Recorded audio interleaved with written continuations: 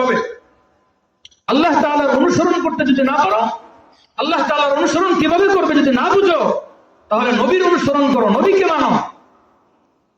আর যদি নবীকে অনুসরণ করতে না পারো, নবীকে না পাও, নবীর অনুসরণ কিভাবে করবে যদি না বুঝো, তাহলে আলেমদের অনুসরণ করো।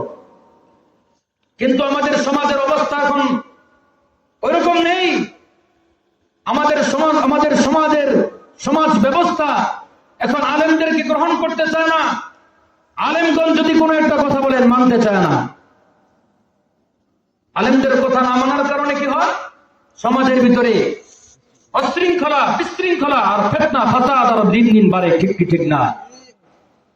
2021 সালে আমাদের সমাজের আলেমরা, আমাদের দেশ নেত্রী যারা আছেন তারা বলেছিলেন মূর্তি বানানোর কোনো প্রয়োজন নাই, ভাস্কর্য বানানোর কোনো প্রয়োজন নাই।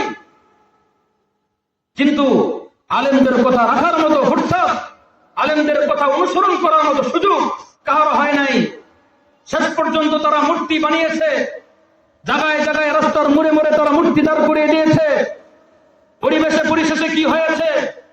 এই দেশের নাস্তিক, মুরতাদ, ব্লগার যারা আছে, আলেমদের অনুসরণ না করার কারণে দেশ ছাড়তে বাধ্য হয়েছে। যেই সমস্ত মূর্তির বিরুদ্ধে উলামায়ে কেরাম কথা বলেছিলেন, সেই সমস্ত মূর্তিগুলো ভেঙেছে জায়গায় জায়গায়। শুধুমাত্র ভাঙ্গার মাধ্যমে ক্ষান্ত হয় নাই, ওই সমস্ত মূর্তির মাথায় উঠে মানুষ প্রস্তাব পর্যন্ত করেছে। ঠিক কি ঠিক না? আলেমদের অনুসরণ না করার কারণে। এই কারণে আলেমদের অনুসরণ করতে হবে। পারবো তো ইনশাআল্লাহ?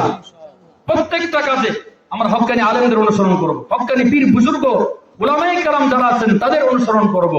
তাদেরকে যদি অনুসরণ করতে পারি, তাদের কথাগুলো যদি আমরা মানতে পারি, তাহলে তাদের কথা মানাগুলোই হবে রাসূলের কথা মানা, নবীর কথা মানা। আর নবীর কথা মানে নবীর কথা অনুসরণ করা মানে হচ্ছে আল্লাহ তাআলার অনুসরণ করা। আর যে ব্যক্তি আল্লাহ তাআলার অনুসরণ করবে, আল্লাহ তাআলা তাকে জান্নাত দিয়ে দিবেন। সুবহানাল্লাহ। আমরা পারবো তো ইনশাআল্লাহ? আলেমদের সাথে আছি নাকি আলেমদের থেকে দূরে আছি? সাথে আছি ইনশাআল্লাহ। প্রত্যেক কাজে আলেমদের পরামর্শ নিব। পারবো তো ইনশাআল্লাহ? ইনশাআল্লাহ। ঠিক আছে, সবাইকে ধন্যবাদ। যে যেখান থেকে আলোচনা শুনছেন সবাইকে অনেক অনেক ধন্যবাদ। সবার জন্য শুভকামনা। সবাইকে আল্লাহ তাআলা ভালো রাখেন, সুস্থ রাখেন। সবার জন্য শুভকামনা রইল। আসসালামু আলাইকুম ওয়া রাহমাতুল্লাহি ওয়া বারাকাতুহু।